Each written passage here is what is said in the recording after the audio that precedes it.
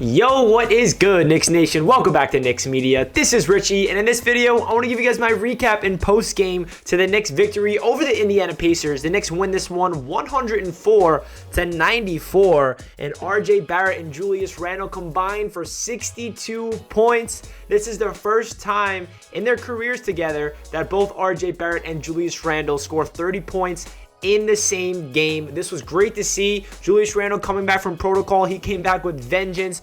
We're getting healthy. Mitchell Robinson clears protocol. He had a dominant game down low. But man, this game was just great to see. RJ Barrett scoring a career high 19 points in the first quarter and then finishing off with 32 points in this game. We're going up against the Indiana Pacers. We now have 8 games at home in the next 10. So this one we get the dub. Now this is what the Knicks got to do, is take advantage of this home skid, because as we know, we are now 2 games under 500, 18-20, and this was a huge victory for the New York Knicks defending home court led by RJ Barrett and Julius Randle. So let's jump right into the video, guys. If you're new to the channel, don't forget to smash that subscribe button and like the video if you guys enjoyed. I greatly appreciate all the support here on Knicks Media.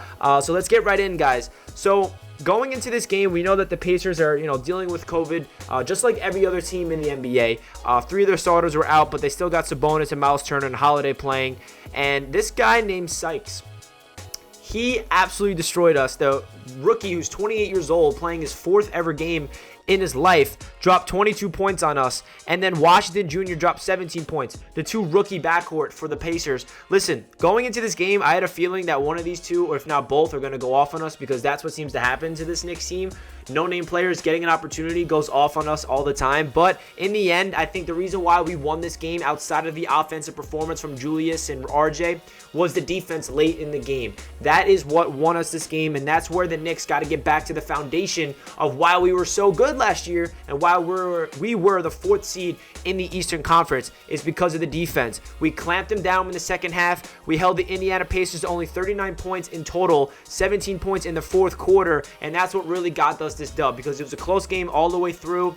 It was back and forth seesaw, but when it mattered the most, the defense came through with Mitchell Robinson as the anchor. The rotations was beautiful. The 5 that were on the court at the end of the game was Emmanuel Quickley, Julius Randle, RJ Barrett, Alec Burks, and Mitchell Robinson. I just feel like this is a really good victory for the New York Knicks that could potentially propel them into a good little winning streak, because we have won now 3 of our last 6 games, and I feel like 4 of the last 6 games, because we had a 3-game winning streak, we lost 2 straight, and then we won this game. So this is a really good sign for multiple reasons. Julius Randle coming back from COVID protocols. I tweeted out when we lost those 2 straight games without Julius Randle that the Knicks are missing Julius big time, and some people were commenting saying, we don't miss Randle, blah blah blah, he's not good on this team. And I said, listen, Julius Randle is the leader of this team. I know that he's struggled big time this year, but let's just not forget what he did last year and how great he was. I still believe Julius Randle has what it takes to rebound and deal with his adversity and get out of the funk and play like the way he did tonight. And that's exactly what Julius did, hitting clutch shot after clutch shot. It was kind of like a tale of 2 halves. First half was all RJ Barrett. Second half was all Julius Randle, but they both did a little thing in both halves, but you guys know what I mean. Julius Randle went off in the 3rd quarter and had a bunch of clutch shots in that 4th quarter. So let's start off with Julius Randle, and his stat line was 30 points, 16 rebounds, 4 assists, 1 steal rather, 12 of 20 from the field, which is 60%. So Julius Randle, what he looked like tonight was everything we saw last year. And what was that? His mid-range jump shot was absolutely unstoppable. When Julius Randle gets in rhythm and he has the confidence to have those dribble pull-ups, the step-back baseline jumper, sizing you up, just absolutely going crazy in mid-range, that's the Julius Randle of the reason why he was the most improved player of the year, the All-Star, and 2nd All-NBA team. And that's what we saw from Julius Randle. I feel like he was in a different headspace. I don't know if he has something personal against Sabonis. I don't know if you guys noticed that, but whenever we go up against the Pacers, both RJ Barrett and Julius Randle usually have the best games, especially when Randle matches up against Sabonis. You can tell that he was getting frustrated with Sabonis towards the end of the game, just really, he would get a bucket, stare him down, or vice versa. It was just a really good matchup between Sabonis and Randle definitely got the better of him tonight. But this is a really good sign for Randle for multiple reasons.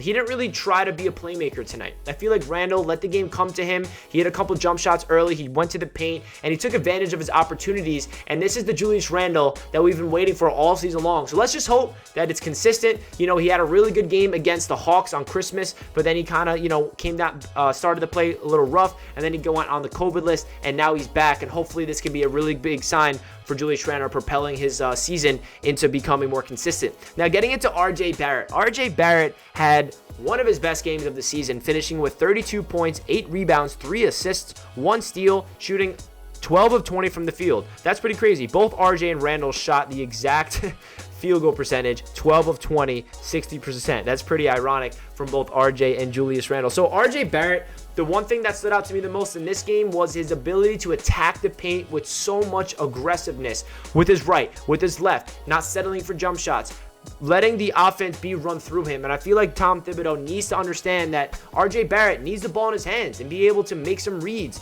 drive to the paint, make a rim read, dish it down low to Mitch, go up with the left hand, finish through contact. He's a playmaker. He's somebody that needs the ball in his hands, and we saw that from RJ Barrett. He scored 7 points right away in the first quarter, and he finished the first quarter with like 19 points or 17 points, something crazy like that. RJ Barrett got off to a crazy good start, and I think it was because of his aggressiveness, taking it to the cup, finishing through contact, hitting his free throws, hitting his jump shots, and this is a really good sign for RJ Barrett because, he was on a really good stretch of games, and then he went on COVID, and then after that, he's trying to get his feet underneath him. When Randle went on the COVID list, then RJ Barrett had to take over as that, number one option. I feel like that made him get more aggressive in his mindset, and now we're seeing that come to fruition tonight. So RJ Barrett having a phenomenal game, such a great sign for RJ Barrett's season, and hopefully this can be a sign of consistency because this is what we need to see from both RJ and Randle is string a couple games like this with consistent efforts because the Knicks are going to be unstoppable if these two guys can do something similarly to this every single night.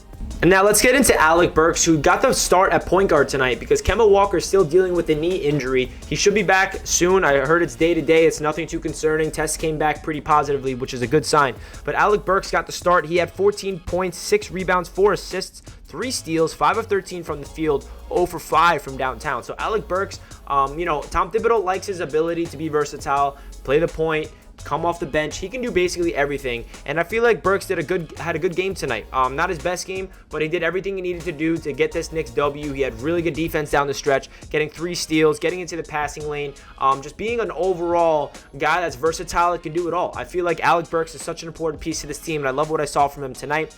Taj Gibson got the start at center tonight. He didn't really do that much. It was in foul trouble early, and he finished with 4 points, 6 boards, and then Evan Fournier is just probably I don't really want to get deep into Evan Fournier, but he has been struggling so bad, and I don't know what the Knicks are going to do because he does not deserve any minutes. He doesn't really deserve to be, getting a lot of minutes. He has no value on this team. His offense is very sporadic. He can hit a couple shots and get hot sometimes, but when he's not, hitting his jump shots, he has 0 value. He plays no defense. He's not a playmaker. Usually he's supposed to be, but he doesn't facilitate at all, really, and he doesn't rebound. He doesn't really have any impact if the ball's not going in the rim. So Knicks got to do something about that. And then off the bench, Emmanuel quickly got all the fourth quarter minutes instead of Evan Fournier. He finished with 11 points and just provided that spark that you need and the defensive energy. He did get a little crucial fouls late in the game, but Emmanuel quickly bounced back and did his thing, of course. Mitchell Robinson off the bench with 8 points, 8 boards, 4 of 5 from the field. You love his dominance in the paint, crashing the boards. His relentless effort on the offensive glass is so awesome to see continuously. And then Quentin Grimes got a lot of minutes tonight off the bench, 19 minutes, 3 points.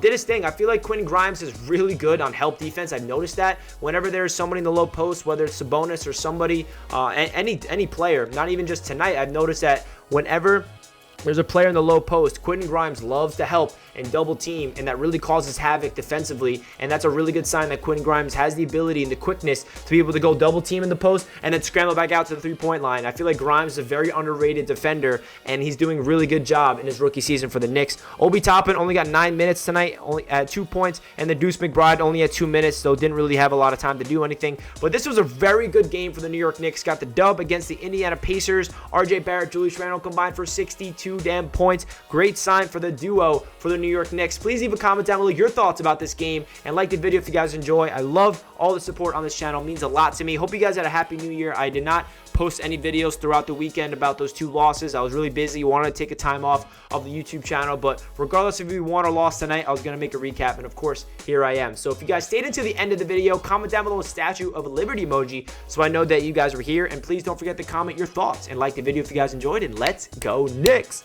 Peace out, everybody.